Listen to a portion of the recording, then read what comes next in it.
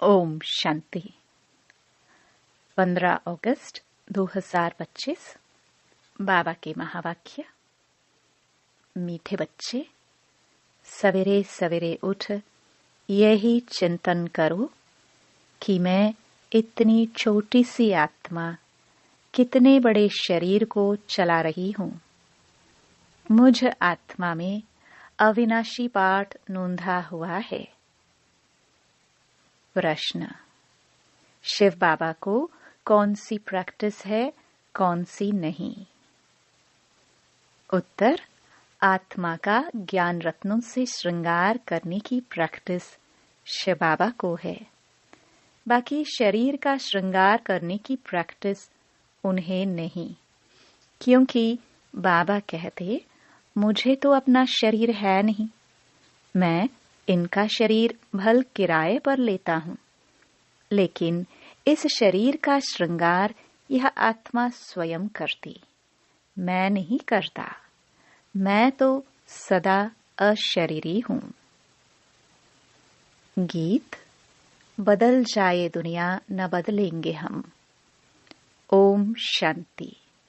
बच्चों ने यह गीत सुना। किसने सुना? आत्मा ने इन शरीर के कानों द्वारा सुना। बच्चों को भी यह मालूम पड़ा कि आत्मा कितनी छोटी है। वह आत्मा इस शरीर में नहीं है तो शरीर कोई काम का नहीं रहता। कितनी छोटी आत्मा के आधार पर यह कितना बड़ा शरीर चलता है।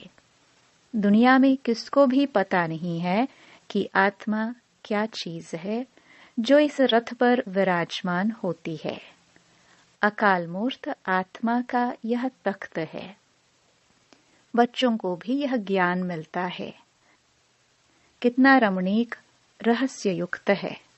जब कोई ऐसी रहस्य युक्त बात सुनी जाती है तो चिंतन चलता है। तुम बच्चों का भी यही चिंतन चलता है। इतनी छोटी सी आत्मा है, इतने बड़े शरीर में। आत्मा में 84 जन्मों का पाठ नोंधा हुआ है। शरीर तो विनाश हो जाता है, बाकी आत्मा रहती है। यह बड़ी विचार की बातें हैं। सवेरे उठकर यह ख्याल करना चाहिए। बच्चों को यह स्मृति आई है, आत्मा कितनी छोटी है। उनको अविनाशी पाठ मिला हुआ है। मैं आत्मा कितनी वंडरफुल हूँ। यह नया ज्ञान है जो दुनिया में किसको भी नहीं है। बाप ही आकर बतलाते हैं जो सिमरन करना होता है। हम कितनी छोटी सी आत्मा कैसे पाठ बजाती है। शरीर 5 तत्वों का बनता है। बाबा को थोड़ी मालूम पड़ता है शिव बाबा की आत्मा कैसे आती जाती है। ऐसे भी नहीं, सदैव इसमें रहती है। तो यही चिंतन करना है। तुम बच्चों को बाप ऐसा ज्ञान देते हैं जो कभी कोई को मिल न सके। तुम जानते हो बरोबर यह ज्ञान इनकी आत्मा में नहीं था। और सत्संगों में ऐसी ऐसी बातों पर कोई का ख्याल नहीं रहता है। आत्मा और परमात्मा का रिंचक भी ज्ञान नहीं है। कोई भी साधु सन्यासी आदि यह थोड़ी समझते कि हम आत्मा शरीर द्वारा इनको मंत्र देती है। आत्मा शरीर द्वारा शास्त्र पढ़ती है। एक भी मनुष्य मात्र आत्म अभिमानी नहीं है। आत्मा का ज्ञान कोई को है नहीं, तो फिर बाप का ज्ञान कैसे होगा? तुम बच्चे जानते हो हम आत्माओं को बाप कहते हैं। मीठे मीठे बच्चों, तुम कितना समझदार बन रहे हो। ऐसा कोई मनुष्य नहीं जो समझे कि इस शरीर में जो आत्मा है उनको परमपिता परमात्मा बैठ पढ़ाते हैं। कितनी समझने की बातें हैं, परंतु फिर भी धंधे आदि में जाने से भूल जाते हैं। पहले तो बाप आत्मा का ज्ञान देते हैं जो कोई भी मनुष्य मात्र को नहीं है।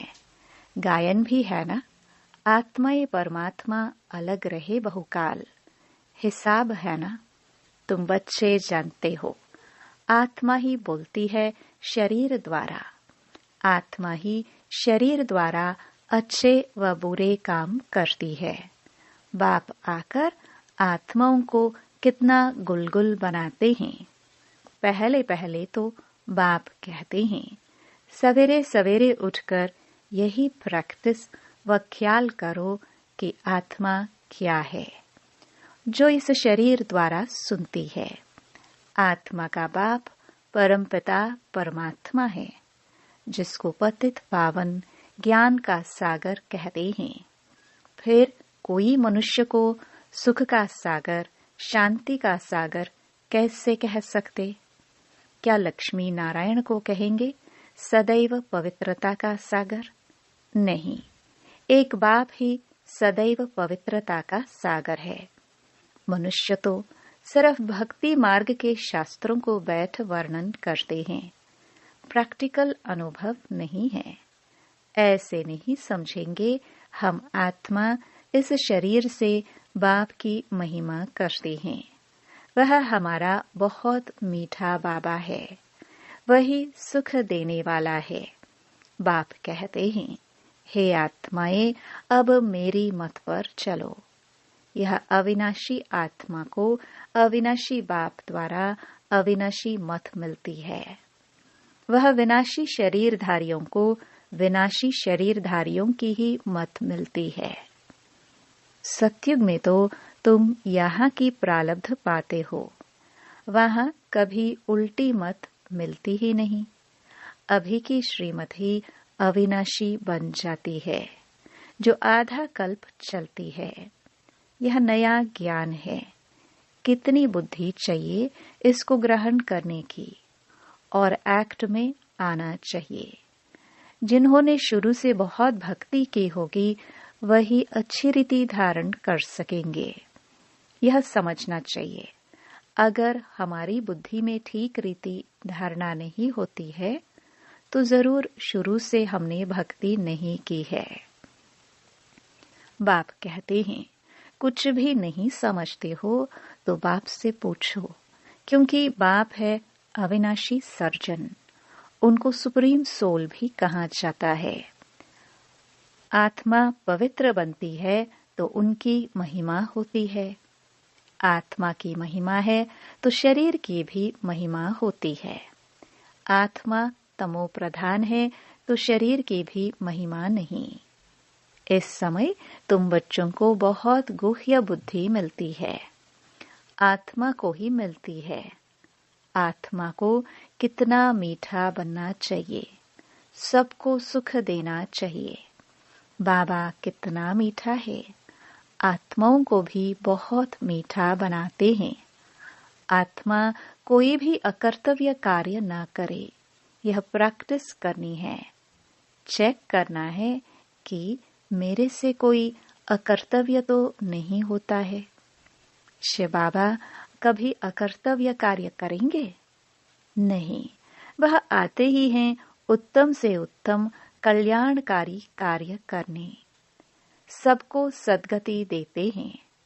तो जो बाप कर्तव्य करते हैं, बच्चों को भी ऐसा कर्तव्य करना चाहिए।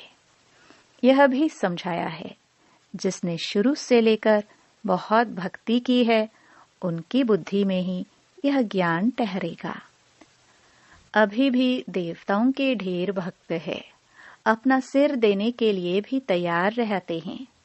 बहुत भक्ति करने वालों के पिछाड़ी कम भक्ति करने वाले लटकते रहते, उनकी महिमा गाते हैं। उनको तो स्थूल में सब देखने में आता है। यहाँ तुम हो गुप्त। तुम्हारी बुद्धि में सृष्टि के आदि मध्य अंत का सारा ज्ञान है। यह भी बच्चों को मालूम है। बाबा हमको पढ़ाने आए हैं। अब फिर हम घर जाएंगे। जहाँ सब आत्माएं आती हैं, वह हमारा घर है। वहाँ शरीर ही नहीं तो आवाज कैसे हो? आत्मा के बिना शरीर जड़ बन जाता है। मनुष्यों का शरीर में कितना मोह रहता है। आत्मा शरीर से निकल गई तो बाकी 5 तत्व, उन पर भी कितना लव रहता है। स्त्री पति की चिता पर चढ़ने लिए तैयार हो जाती है, कितना मोह रहता है शरीर में। अभी तुम समझते हो नष्टो मोहा होना है सारी दुनिया से। यह शरीर तो खत्म होना है, तो उनसे मोह निकल जाना चाहिए ना। परंतु बहुत मोह रहता है। ब्राह्मणों को खिलाते हैं, याद करते हैं ना, फलाने का श्राद्ध है, अब वह थोड़े ही खा सकते हैं। तुम बच्चों को तो अब इन बातों से अलग हो जाना चाहिए। ड्रामा में हर एक अपना पार्ट बचाते हैं। इस समय तुमको ज्ञान है, हमको नष्टो मोहा बनना है। मोहजीत राजा की भी कहानी है ना, और कोई मोहजीत राजा होता नहीं। यह तो कथाएं बहुत बनाई है ना। वहां अकाले मृत्यु होती नहीं, तो पूछने की भी बात नहीं रहती। इस समय तुमको मोहजीत बनाते हैं। स्वर्ग में मोहजीत राजाए थे, यथा राजा रानी तथा प्रजा ऐसे हैं। वह है ही नष्टो मोहा की राजधानी। रावण राज्य में मोह होता है, वहां तो विकार होता नहीं। रावण राज्य ही नहीं, रावण की राजाई चली जाती है। राम राज्य में क्या होता है कुछ भी पता नहीं, सिवाय बाप के और कोई यह बातें बता ना सके। बाप इस शरीर में होते भी देही अभिमानी है। लोन अथवा किराए पर मकान लेते हैं तो उसमें भी मोह रहता है। मकान को अच्छी रीति फर्निश करते हैं, इनको तो फर्निश करना नहीं है, क्योंकि बाप तो अशरीरी है ना। इनको कोई भी श्रृंगार आदि करने की प्रैक्टिस ही नहीं है। इनको तो अविनाशी ज्ञान रत्नों से बच्चों को श्रृंगारने की ही प्रैक्टिस है। सृष्टि के आदि मध्य अंत का राज समझाते हैं। शरीर तो अपवित्र ही है। इनको जब दूसरा नया शरीर मिलेगा तो पवित्र होंगे। इस समय तो यह पुरानी दुनिया है, यह खत्म हो जानी है। यह भी दुनिया में किसको पता ही नहीं है। धीरे धीरे मालूम पड़ेगा। नई दुनिया की स्थापना और पुरानी दुनिया का विनाश, यह तो बाप का ही काम है। बाप ही आकर ब्रह्मा द्वारा प्रजा रच नई दुनिया की स्थापना कर रहे हैं। तुम नई दुनिया में हो? नहीं, नई दुनिया स्थापन होती है तो ब्राह्मणों की चोटी भी ऊंच है। बाबा ने समझाया है, बाबा के सम्मुख आते हो तो पहले यह याद करना है कि हम ईश्वर बाप के सम्मुख जाते हैं। शिव बाबा तो निराकार है, उनके सम्मुख हम कैसे जाए? तो उस बाप को याद कर फिर बाप के सम्मुख आना है। तुम जानते हो वह इसमें बैठा हुआ है। यह शरीर तो पतित है।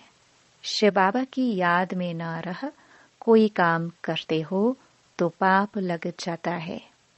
हम शिव बाबा के पास जाते हैं, फिर दूसरे जन्म में दूसरे संबंधी होंगे, वहां देवताओं की गोद में जाएंगे। यह ईश्वरीय गोद एक ही बार मिलती है। मुख से कहते हैं, बाबा हम आपका हो चुका। बहुत हैं जिन्होंने कभी देखा भी नहीं है। बाहर में रहते हैं, लिखते हैं, शिव बाबा हम आपकी गोद के बच्चे हो चुके हैं। बुद्धि में ज्ञान है, आत्मा कहती है हम शिव बाबा के बन चुके। इनके पहले हम पतित की गोद के थे, भविष्य में पवित्र देवता की गोद में जाएंगे। यह जन्म दुर्लभ है। हीरे जैसा तुम यहाँ संगम युग पर बनते हो। संगम युग कोई उस पानी के सागर और नदियों को नहीं कहा जाता। रात दिन का फर्क है। ब्रह्मपुत्रा बड़े ते बड़ी नदी है जो सागर में मिलती है। नदियां जाकर सागर में पड़ती हैं। तुम भी सागर से निकली हुई ज्ञान नदी हो।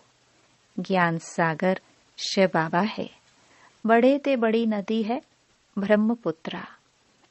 इनका नाम ब्रह्मा है। सागर से इनका कितना मेल है। तुमको मालूम है नदियां कहाँ से निकलती हैं? सागर से ही निकलती हैं, फिर सागर में पड़ती हैं। सागर से मीठा पानी खींचते हैं। सागर के बच्चे फिर सागर में जाकर मिलते हैं। तुम भी ज्ञान सागर से निकली हो, फिर सब वहां चली जाएंगी जहां वह रहते हैं। वहां तुम आत्माएं भी रहती हो। ज्ञान सागर आकर तुमको पवित्र मीठा बनाते हैं। आत्मा जो खारी बन गई है उनको मीठा बनाते हैं। 5 विकारों रूपी छीछी नमकीन तुमसे निकल जाती है तो तुम तमो प्रधान से सतो प्रधान बन जाते हो। बाप पुरुषार्थ बहुत कराते हैं। तुम कितने सतो प्रधान थे, स्वर्ग में रहते थे। तुम बिल्कुल छीछी बन गए हो। रावण ने तुमको क्या बनाया है? भारत में ही गाया जाता है, हीरे जैसा जन्म अमोलक। बाबा कहते रहते हैं, तुम कौड़ियों पिछाड़ी क्यों हैरान होते हो? कौड़िया भी जास्ती थोड़े ही चाहिए। गरीब झट समझ जाते हैं। साहूकार तो कहते हैं, अभी हमारे लिए यहाँ ही स्वर्ग है। तुम बच्चे जानते हो, जो भी मनुष्य मात्र हैं, सबका इस समय कौड़ी जैसा जन्म है। हम भी ऐसे थे। अभी बाबा हमको क्या बनाते हैं? एम ऑब्जेक्ट तो है ना। हम नर से नारायण बनते हैं। भारत अब कौड़ी जैसा कंगाल है ना। भारतवासी खुद थोड़े ही जानते। यहाँ तुम कितने साधारण अबलाए हो। कोई बड़ा आदमी होगा तो उनको यहाँ बैठने की दिल नहीं होगी। जहाँ बड़े बड़े आदमी, सन्यासी, गुरु आदि लोग होंगे, वहाँ की बड़ी बड़ी सभाओं में जाएंगे। बाप भी कहते हैं, मैं गरीब निवाज हूँ। कहते हैं, भगवान गरीबों की रक्षा करते हैं। अभी तुम जानते हो हम कितने साहूकार थे। अभी फिर बनते हैं। बाबा लिखते भी हैं, तुम पद्मा पदमपति बनते हो। वहां पर मारा मारी नहीं होती है। यहाँ तो देखो पैसे के पीछे कितनी मारा मारी है। रिश्वत कितनी मिलती है। पैसे तो मनुष्यों को चाहिए ना। तुम बच्चे जानते हो, बाबा हमारा खजाना भरपूर कर देते हैं। आधा कल्प के लिए जितना चाहिए उतना धन लो, परंतु पुरुषार्थ पूरा करो, गफलत नहीं करो। कहा जाता है ना, फॉलो फादर। फादर को फॉलो करो तो यह जाकर बनेंगे। नर से नारायण, नारी से लक्ष्मी बड़ा भारी इम्तिहान है। इसमें जरा भी गफलत नहीं करनी चाहिए। बाप श्रीमत देते हैं तो फिर उस पर चलना है। कायदे कानून का उल्लंघन नहीं करना है। श्रीमत से ही तुम श्री बनते हो। मंजिल बहुत बड़ी है। अपना रोज का खाता रखो। कमाई की या नुकसान किया, बाप को कितना याद किया, कितने को रास्ता बताया। अंधों की लाठी तुम हो ना। तुमको ज्ञान का तीसरा नेत्र मिलता है। अच्छा, मीठे मीठे सिखिलदे बच्चों प्रति माता पिता बाप दादा का याद प्यार और गुड मॉर्निंग। रूहानी बाप की रूहानी बच्चों को नमस्ते। धारणा के लिए मुख्य सार। पहला, जैसे बाप मीठा है ऐसे मीठापन सबको सुख देना है। कोई भी अकर्तव्य कार्य नहीं करना है। उत्तम से उत्तम कल्याण का ही कार्य करना है। दूसरा, कौड़ियों के पिछाड़ी हैरान नहीं होना है। पुरुषार्थ कर अपनी जीवन हीरे जैसी बनानी है, गफलत नहीं करनी है। वरदान, निश्चय रूपी पांव को अचल रखने वाले सदा निश्चय बुद्धि निश्चिंत भव। सबसे बड़ी बीमारी है चिंता। इसकी दवाई डॉक्टर्स के पास भी नहीं है। चिंता वाले जितना ही प्राप्ति के पीछे दौड़ते हैं, उतना प्राप्ति आगे दौड़ लगाती है। इसलिए निश्चय के पांव सदा अचल रहे, सदा एक बल एक भरोसा। यह पांव अचल है तो विजय निश्चित है। निश्चित विजयी सदा ही निश्चिंत है।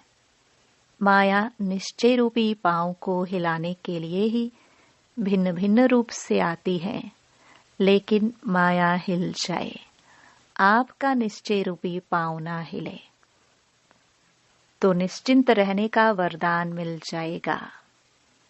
स्लोगन, हर एक की विशेषता को देखते जाओ तो विशेष आत्मा बन जाएंगे। अव्यक्त इशारे, सहज योगी बनना है तो परमात्म प्यार के अनुभवी बनो। आप गोपी गोपियों के चरित्र गाए हुए हैं। बाप से सर्व संबंधों का सुख लेना और मगन रहना अथवा सर्व संबंधों के लव में लवलीन रहना। जब कोई अति स्नेह से मिलते हैं तो उस समय स्नेह के मिलन के यही शब्द होते कि एक दूसरे में समा गए या दोनों मिलकर एक हो गए, तो बाप के स्नेह में समा गए, अर्थात बाप का स्वरूप हो गए। ओम शांति।